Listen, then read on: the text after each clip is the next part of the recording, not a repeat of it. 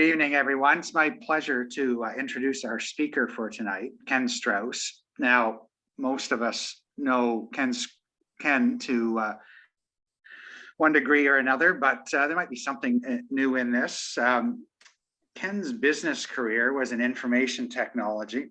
His first IT role was in a business focused on the printing industry.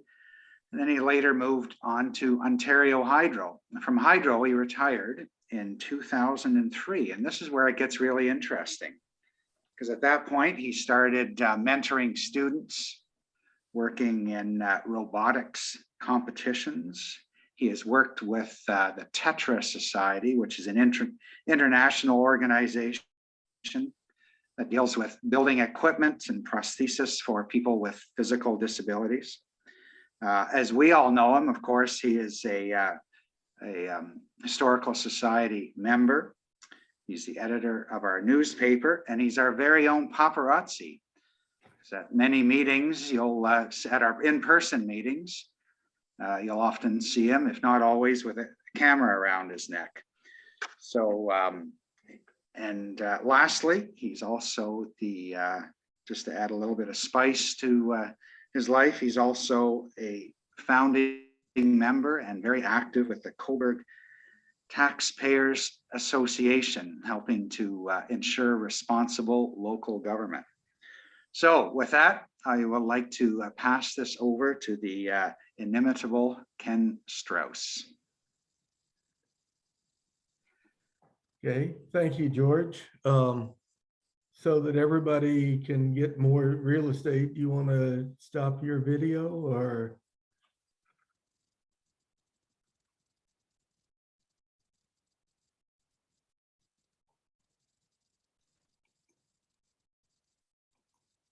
Okay, go ahead, Ken. You can post your PowerPoint presentation. Yep. We'll have that momentarily. Okay. History is frequently studied as a succession of stories of great men and the occasional woman, the kings, queens, politicians, and military heroes, together with their marriages, treaties, and battles. This is fascinating to some, but not to me, and largely misses the things that actually make our lives better.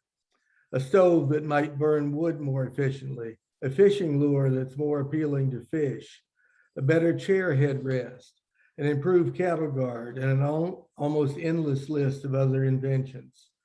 This evening, I would like to discuss some of the improvements to our lives which were conceived by Cobourg residents. First, we should discuss what is a patent, since that's going to be the basis of most of my discussion this evening. In legalese, some people say it's a government authority or license conferring a right or title for a set period, especially the sole right to exclude others from making, using, or selling an invention. And others define an invention as a unique or novel device or method, composition, or process. It may be an improvement upon a machine or product or a new process for creating an object or a result. What does that really mean? Well, basically, it gives someone the right to profit from the innovation. Patents are not as new as many people may think. The first recorded patent was granted in 1821 in Florence for a device for lifting heavy objects to build a cathedral in Florence. UK also had patents at about the same time, but by 1600, patents had become largely political favors to grant a monopoly to friends of the king. In view of this, all patents were rescinded by Parliament in 1624. Things were finally reformed and a new Patent Act was passed in 1718. However, this did not successfully resolve some of the issues. For example, there was no necessity to fully disclose how your invention actually works. The first North American Patent Act was proposed by Thomas Jefferson. and introduced during the first section of the US Congress, and then enacted into law in April of 1790. A fundamental part of his Patent Act was that you had to fully disclose the operation of your invention. They used the term, it has to be usable by someone skilled in the art. So what are the obligations to get a patent? First, you have to disclose the nature of your innovation, together with the details necessary to actually use or make whatever it is you're patented. The third aspect is you have to have a list of one or more claims, i.e., why is this invention special? The period for patents has varied through the years. In the original 1790 Act, it was 14 years with the possibility of a 7-year extension. 1861, it was updated to 17 years from the issue date. And in 1995, it was updated to 20 years from the filing date. These are the US numbers. Canada has largely followed these rules. You might ask, what does it cost to get a patent? Well, the filing fee, the government official accept your paperwork, ranges from $200 for a small entity, which I think is actually defined as an individual, or $400 for everyone else. Assuming your invention is worthy of getting a patent, there'll be a final fee of $150 for small entities or $300 for larger entities. In addition to these, you obviously often need lawyers. You may need a draftsman to draw a picture of your invention, and you need someone to witness it saying they saw this drawing on a particular date. What's commonly misunderstood is the patentee is responsible for enforcement of his rights. The government doesn't prevent others from making use of your invention. So what are the benefits? Well, it gives you the sole right to benefit from your invention. You can assign your patent, sell it, or license it to others. And looking at a number of the Cobourg patents, I think the primary objective might have been vanity. Are there alternatives to patents? Yes. They're what are known as a design patent. Basically, you can patent the shape of something, whether that's a shoe or a chair or a cell phone. In fact, the shape of a cell phone has been in the news, I guess, fairly recent in the last 5 years, because there was a dispute between Samsung and Apple that a cell phone that was rectangular was somehow a patented thing and no one else could make a rectangular cell phone. To get a design patent, there's no real innovation required. And perhaps most importantly, it allows you to label something as patented.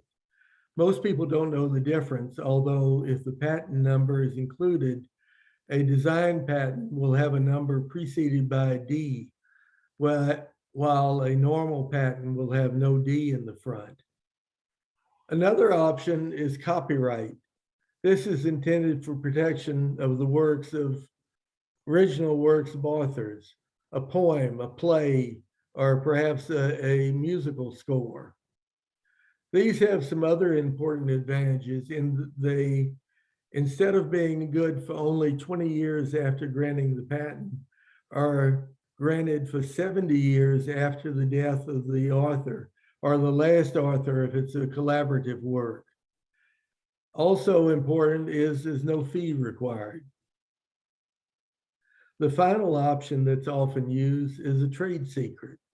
Basically, it's a secret. Don't tell anybody. The formula for Coke or KFC's blend of 11 herbs and spices are examples of trade secrets. There's no cost, but sadly, there's no protection if someone happens to guess the formula for Coca-Cola. Until fairly recently, there have been no penalties for stealing trade secrets, i.e. an employee could figure out how a process works or the secret ingredient in Coca-Cola and go form his own company. The US added criminal penalties under their Economic Espionage Act of 1996. As part of the USMCA, the new flavor of NAFTA, Canada was forced to add Section 391 to our criminal code, which specifies a possible 14-year sentence for obtaining a trade secret via deceit, falsehood, or other fraudulent means. You might wonder whether there have been very many patents related to Cobourg. Actually, there have been approximately 100 from 1870 to the 1920s. Here's a list of the Canadian-only patents. I'm sure you can't read it, but it's sort of interesting, the number of lines in it. It's even more interesting when you consider the population of Cobourg. Up until very recently, Cobourg has been a very small town. For example, it only had 350 people in 1823. In 1837, there were about 3,000 when it was incorporated. The 1871 census shows that we'd grown to 4,442, and by 1911, we had 5,074. In the period between 1870 and 1918, Cobourg residents had been granted 49 Canadian patents and dozens of US patents. At the time, it was a thriving small town with industry, with farmers, and some clever people with hopes for the future. We got almost 100 patents in 50 years when Cobourg was a small village, yet only about a dozen in the last 50 years. Why is that? Well, perhaps it was because it's become very expensive to defend a patent against copiers. There was a recent Netflix documentary claiming that a typical patent lawsuit against a larger company, for example, Google, had legal fees of about $10 million. Maybe there are other reasons. Maybe we're not as clever or not as hopeful about a successful future. I don't know the answer, but it seems to be an interesting conversation to have over a few beers.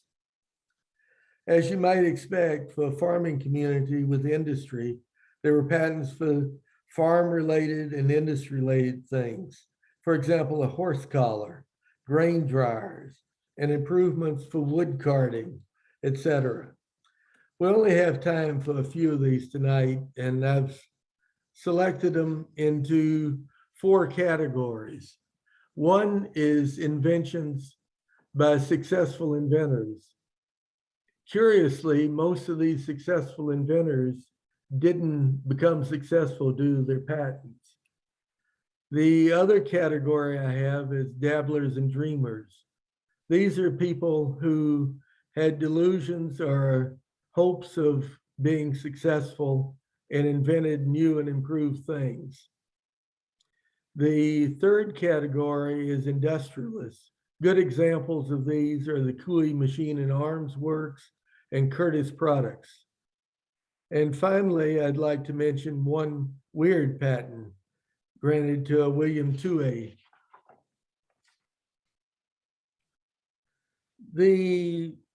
One of the early patents to successful inventors was to R.D. Chatterton. Chatterton was born in Bath in the UK and came to Cobourg about 1830. He was the first editor and proprietor of the Cobourg Star newspaper. If you read online accounts for his life, he's primarily or even only mentioned for his career as a newspaper publisher. Actually, he patented a number of things. I'm not sure he actually made any money, but these are drawings from a couple of his patents for a paddle wheel, for a side wheel steamer, for a coupler for railway cars, and for bumpers for railway cars.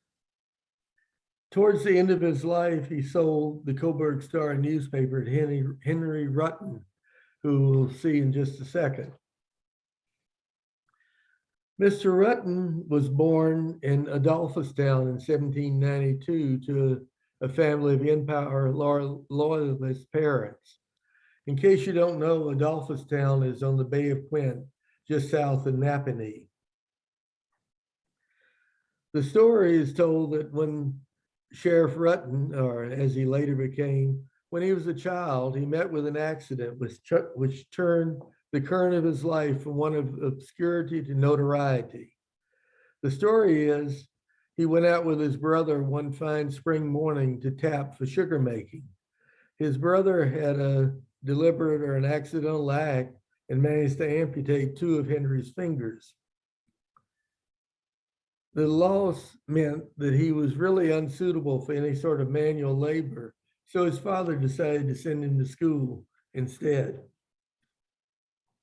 As many of these early inventors or successful people did, he left school at age 14 and apprenticed as a store clerk in Kingston.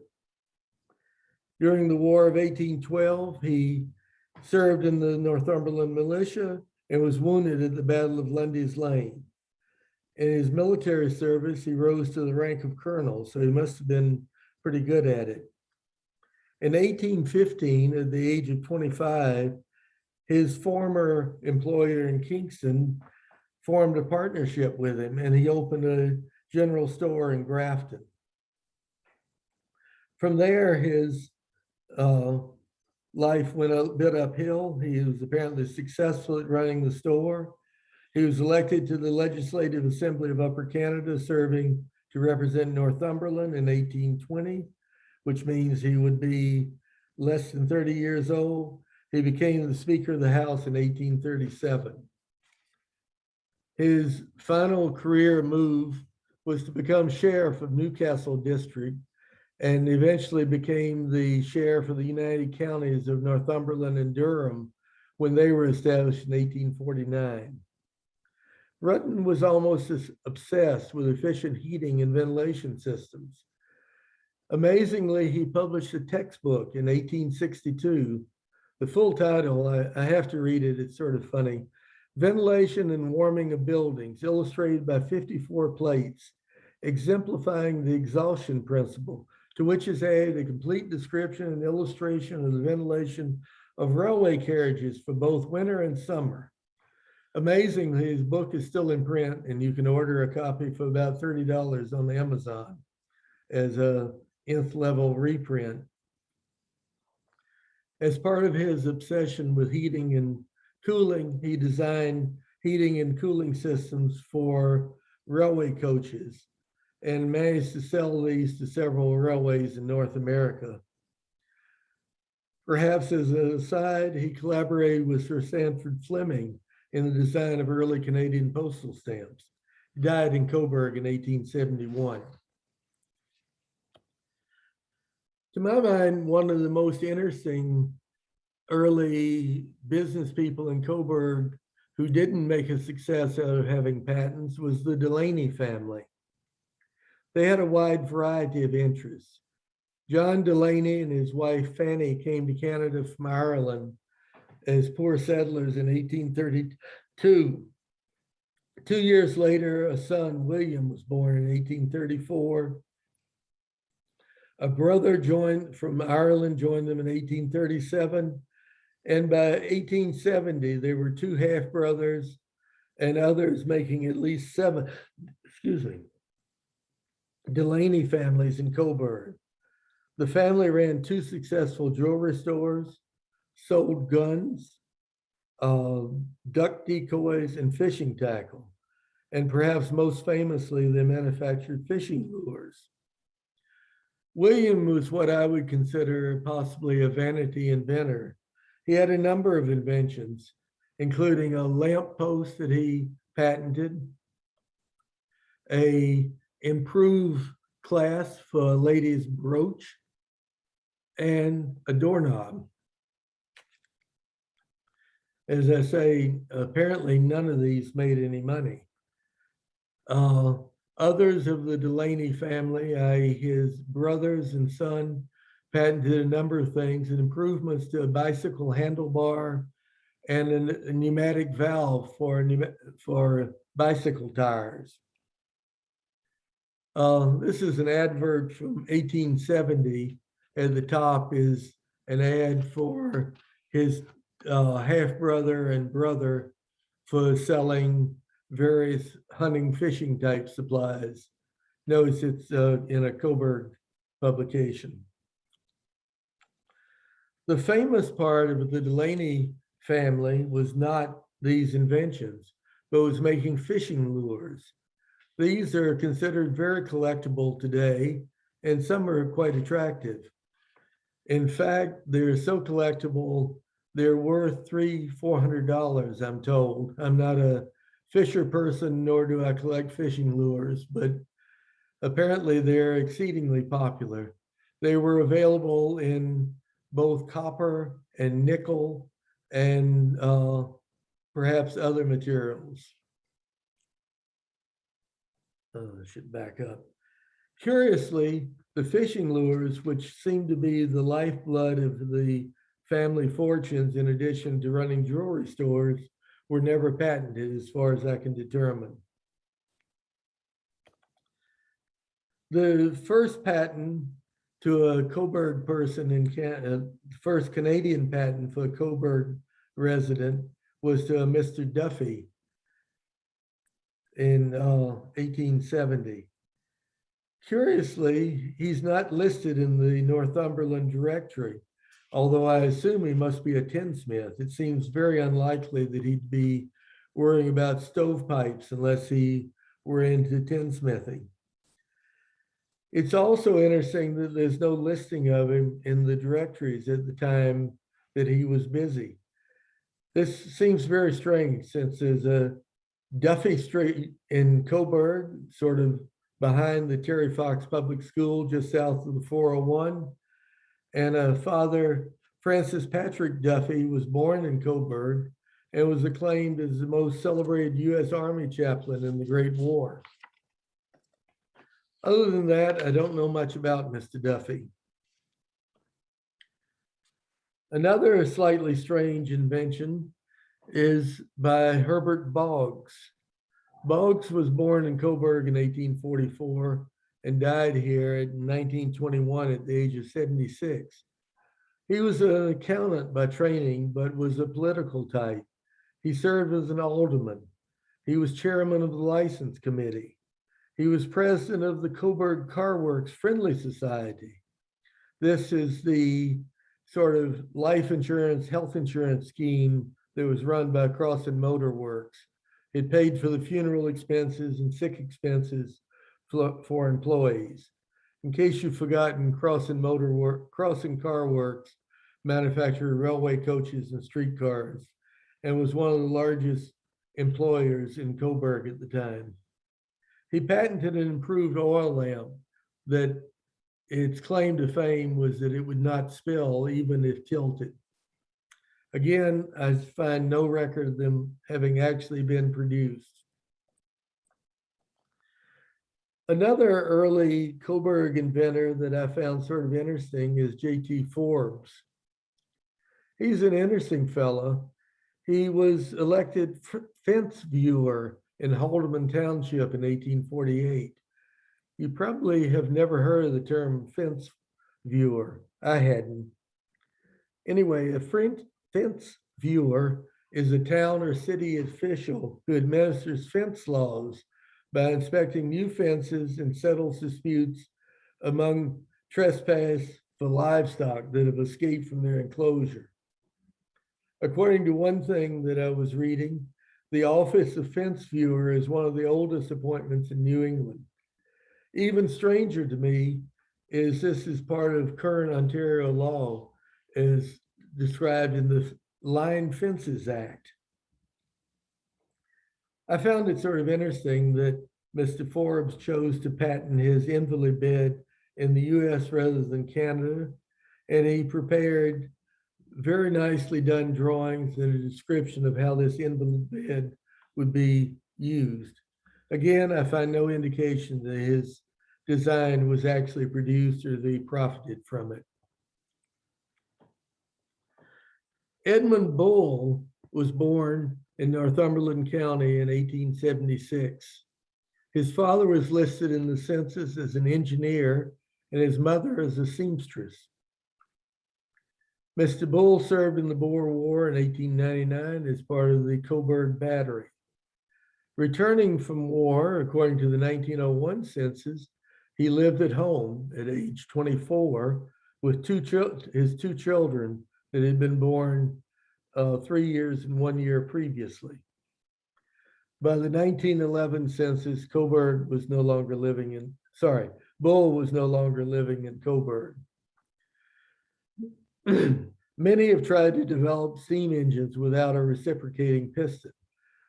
Bull patented one of simple design and readily reversible rotation. The problems that I see with it is it was not self-starting. This could be a severe problem if it were to be used on a train that one had to push to get things going. Another problem is there's no real discussion of how the seals between his rotary piston and the cylinder wall would work. This is a huge problem that was largely solved in the early 1950s by Mazda and their Wankel engine. Again, I could find no indication that he ever produced a working version of his design.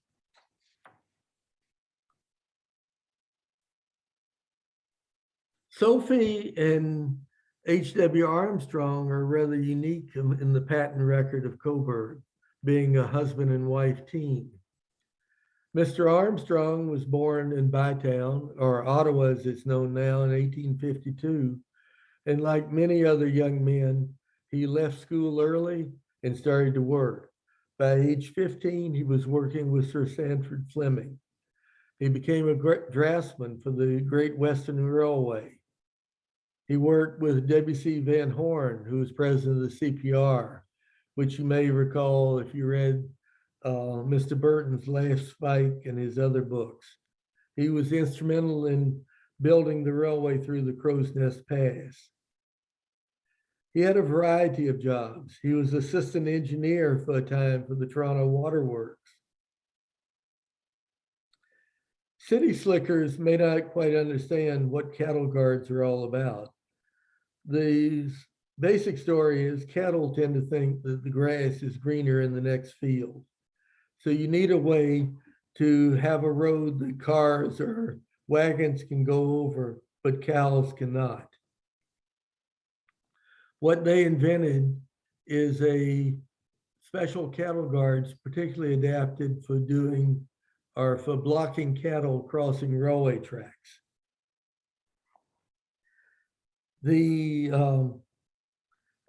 I could find only 2 Cobourg related patents that had a husband and wife.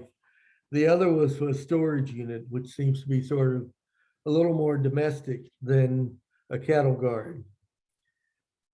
There's no indication whether his wife was actually involved in the design.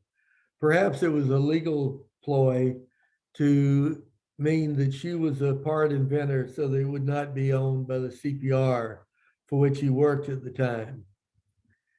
You might wonder why Mr. Armstrong had a connection to Cobourg. He worked all over Canada during his life. In 1903, he was engineer for the Lindsay, Pontypool, and Bobcaygeon Railway, which I had not heard of until recently. This was one of the last independently controlled railways to be built in Ontario and consisted of about 39 miles of track. It was only temporarily independent in that by the time it was finished, it was given a lease to the CPR on a 99-year lease. Like many of these early railways, the line was abandoned beginning in 1932, and the last track on any portion of their railway ran in 1987. I mentioned it's not obvious when he was in Cobourg. In the 1901 census, he lived in West Toronto with his wife, 23-year-old daughter, and 13-year-old son. And the 1911 census shows him back in Toronto. So he obviously wasn't here for too long. He had an interesting career in inventions. After the cattle guard, actually there are 2 patents for cattle guards. He patented some impressive drafting equipment, but listed his residency at the time in 1914 as being Hamilton, Ontario. You may have seen the Bloor Viaduct in Toronto. He was the chief engineer for building it in 1915 and was widely acclaimed as one of the dozen or so founding members of the Canadian Society of Civil Engineers.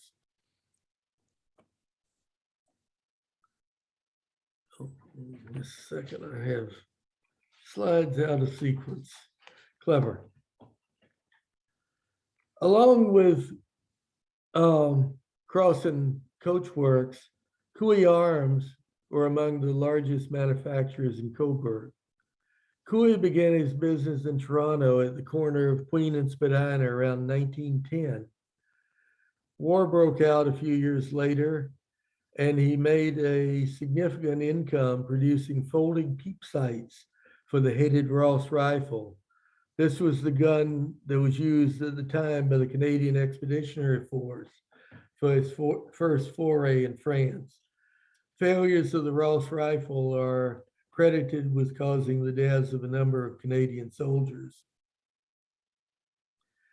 After the war, he invented a single-shot 22 caliber rifle in 1919.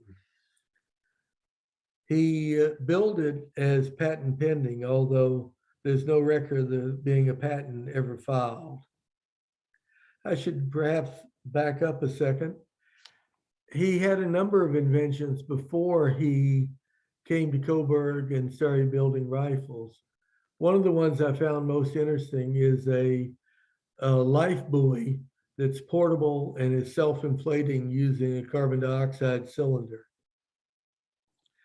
He also invented modifications to an automobile internal combustion engine involving a heated carburetor for use in cold weather. Sadly, our Canadian government appears to have lost the record of this patent, and there's no description and no drawings available on the patent website for Canada. I should go back. His guns were noted as reliable and low cost, and widely advertised as being ideal for young men to learn how to use a gun. Cooley focused primarily on 22 caliber weapons, but later in life, they produced shotguns. Mr. Cooley, the senior, Herbert, was not just a machinist. In fact, he was on the 1924 Canadian Paris Olympic team and won silver in trap shooting, I assume using a gun that he had produced. After a long and successful career, his son Hubert, which is kind of hard to say, it says we have a Herbert and a Hubert Cooley, became president of Cooley Arms and took over the factory in 1939. They were very active in producing firearms during World War II, and at the time had approximately 350 employees. Sadly, Hubert died unexpectedly in 1958, and his father was forced to come back from retirement, which I assume was not happy for him. This resulted in the sale of Cooley rifles to Winchester Arms, Olin Matheson, as it was called at the time, in 1961. Winchester then moved the factory from King and Tremaine to a new factory on Brock Road North, in which they were able to produce 2,000 guns a day. This factory closed in 1979 and ended the long history of rifles being manufactured in Cobourg.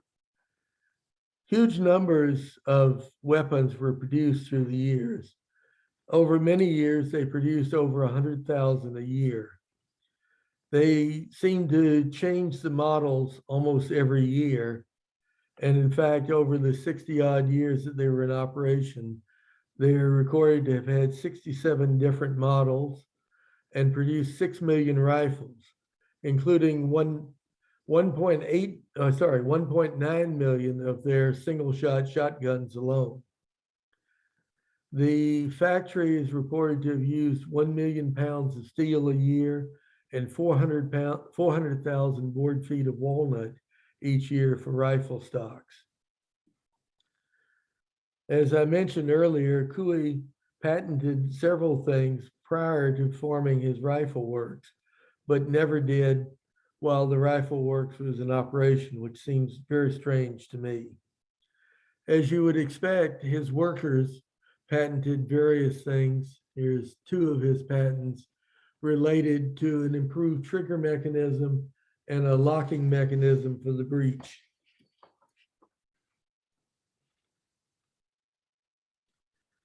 The other major manufacturer in Cobourg was the Curtis Products.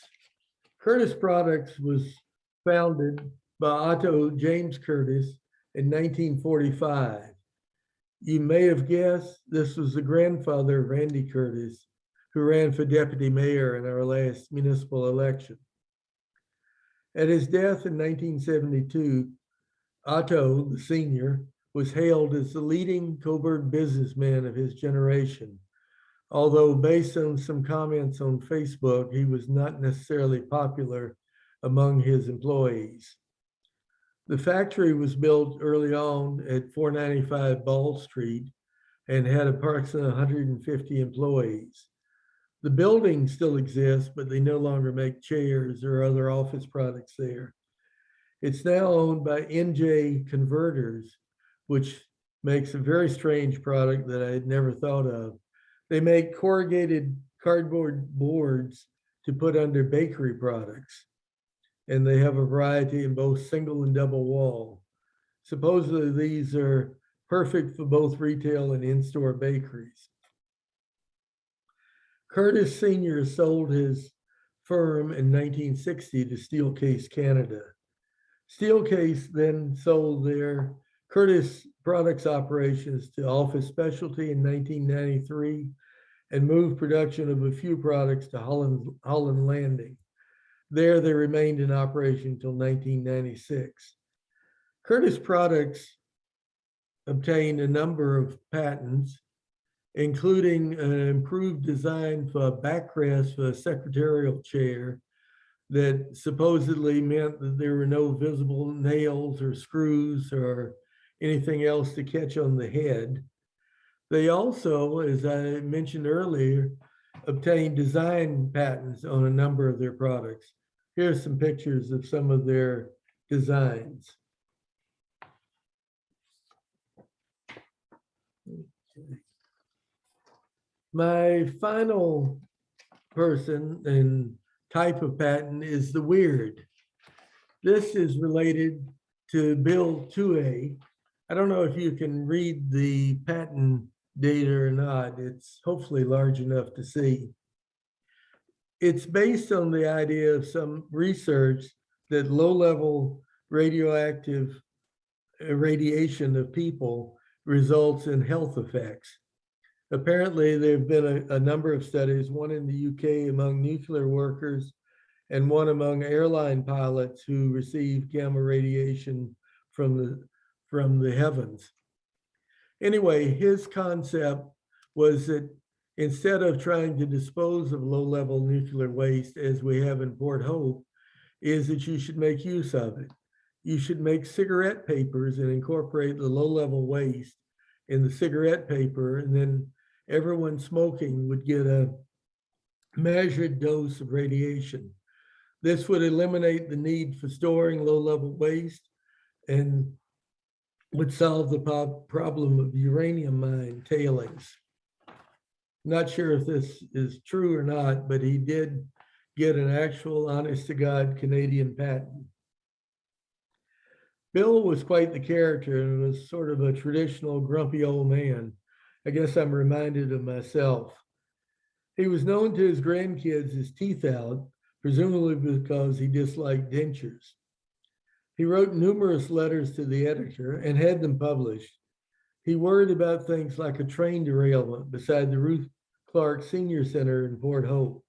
about diesel fumes from trucks moving low-level nuclear waste on the streets of Port Hope. In response to a discussion in the Toronto newspapers about some questionable business trips by a Toronto councillor, he suggested that as an alternative to the trips they were taking, maybe they should investigate the worker health and business practices in Amsterdam's brothels. The other thing I found slightly strange or amusing is his name, T-U-E-R. That's the French verb meaning to kill. Not sure how that relates to anything, but it struck me as interesting. Anyway, William Bill died in 2017 at the age of 93. Okay, that concludes my real talk. I have a video, if I can stop sharing.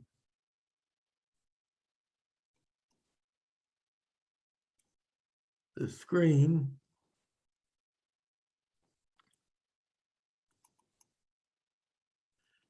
And this is a video dealing, Manufacturers the low-price Cooley You line have of audio? rifles and shotguns. Looks Officials good. have found wide acceptance of the guns in foreign markets, even England, where they're competitive with English-made guns. 1 million pounds of steel are fed annually into the various lathes, drills, and punches for the metal components. Although the steel is Canadian, the walnut for the gun stocks is still imported from the United States.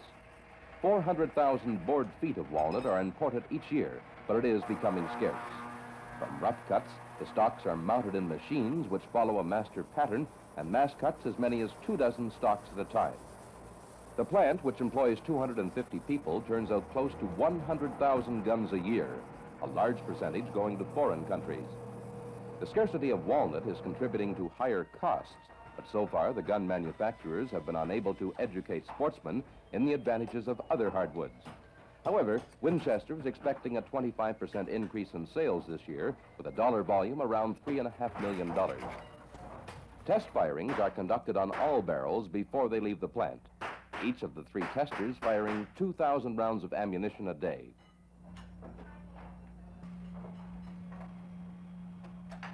The top seller abroad is the single-shot shotgun, low cost for sportsmen, but also as a self-defense weapon. Officials have found that when civil unrest occurs in a foreign dealer country, demand increases also, all meaning more orders for the Canadian Winchester plant. Ted Bislin, CBC News, Cobourg. The Winchester Western Canada plant manufactures the low-price Cooley line of rifles and shotguns. Okay, hopefully that was visible to everybody. I found it sort of interesting as a CBC special from, I don't know, 50 years ago. Okay. Yeah. Thanks very much, Ken. That concludes your presentation. Indeed, if someone has questions, I'll be happy to try to answer. Okay, if any of the attendees have any questions for Ken, if they can type in a question at the Q&A. I'll start it off, Ken. How do you go about, number one is how do you go about researching patents and information on each of the families? Well, I guess to be honest, your main clue is Google. Google has done an amazing job of digitizing all US patents, and they're searchable. They've OCR'd them. The Canadian government has been less successful at it. As I think I mentioned, they appear to have lost certain patents. And what can I say? Google is your friend. You can search for titles, patents by patent number, by anything in the text of the patent. I did a lot of looking for Cobourg being in the text. Google is very clever about things and thinks that the real Cobourg in Germany is spelled without or differently from the Canadian one. and finds both. So that's a bit of grief. There are quite a few patents assigned to people from Cobourg, Germany. Okay. From the once you have the patent, find the patent, is it you do a search on the family in Cobourg? Is that how it's worked out? There's a lot of things. The census records are online. A lot of the obituary records are online. I've done some looking at newspapers on microfilm at the library, for example, for the Delaney family. There are all the normal sources you'd use for any. For the Curtis products, I did some postings on Facebook on Cobourg yesteryears and got a number of comments.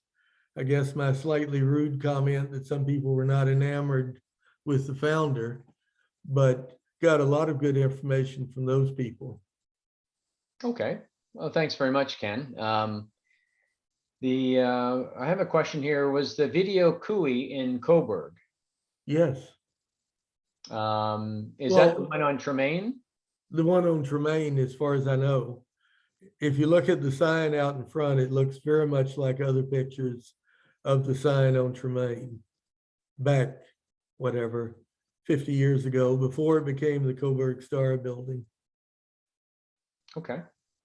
Look on actually, if you Google for Cooley and Cobourg, you'll find some interesting material about the family and the factory.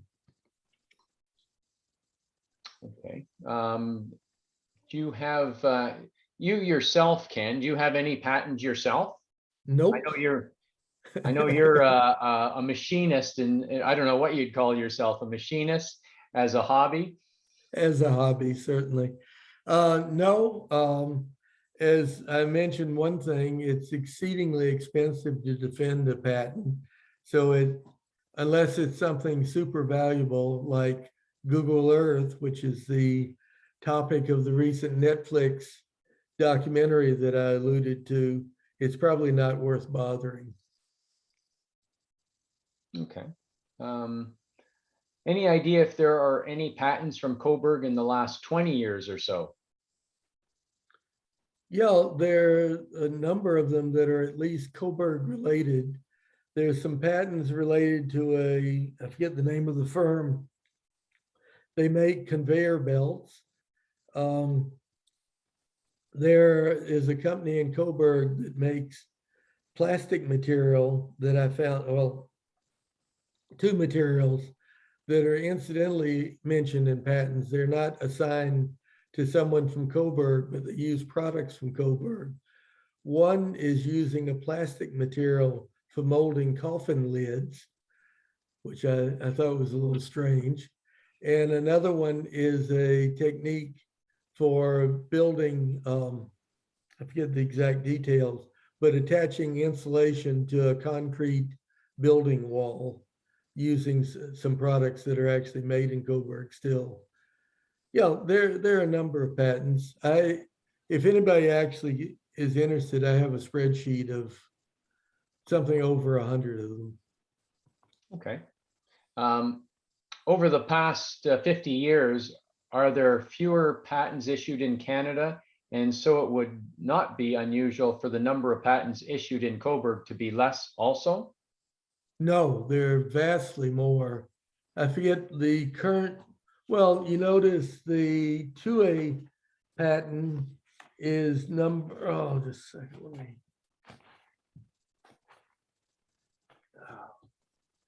Papers are sticking together. It's almost 3 million is the patent number. They're assigned sequentially, and at the turn of the 1900s, they were like 10,000 was the patent number. So no, they've gone up hugely in the last 50 years, both because I think we have a higher population in Canada and people are perhaps patented more things. Whatever, technology is improving. Last question I have here. Could you share the list you had of the names and products for the patents? Sure. Send me an email. I'll be happy to send it to you. My email address is on the last page of any newsletter. Okay. That ends the questions. I'm going to see if I can bring on Randy at the moment. Randy, are you there? I see his non-picture. Okay, There he is. If you want to click on your video, Randy, there we are. there you are. Throw a little light on the situation. Shall I go ahead then, Brian, or what? Yeah, you go ahead. All right, all right. Well, Ken, gosh, what a voyage of discovery for all of us. This has been fascinating to me personally, to learn so much, not only about the patents issued to Cobourgians, if you will, and environs, but to give us some history and what a patent means and how you go about getting one, et cetera, et cetera. From the first patent in Florence, Italy, as you mentioned, all the way through to some 100 since the 1870s from people in and around Cobourg. You know, that first patent in 1870 to Mr. Duffy, the Canadian, and his stovepipe, through to the Delaney fish lures. And I know I have some of those in my grandfather's fishing box for sure. That cattle guard, and people don't understand how important that was, I think, because cattle, of course, will break their legs crossing, and not only that, but get hit by trains if they will not cross that guard, as you know.